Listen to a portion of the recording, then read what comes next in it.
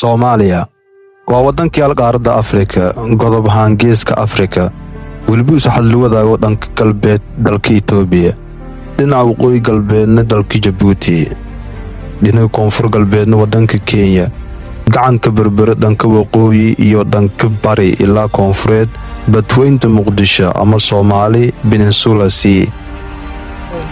Soomaaliya waliba la tabadanka dheer Afrika, taasoo ka qiyaas ahaan 3,338 kiiloomitir. dadka ku nool wadanka Soomaaliya waliba la ka qiyaasay 30 milyan oo qof. magaalada madaxda ay ku nool yihiin qiyaastii 5.7 milyan qof oo magaalada Muqdisho caasimadda ku nool. dadka Soomaaliya 99.8% waa qowmiyadda Soomaalida. afka rasmiga ee dalka waliba Soomaali.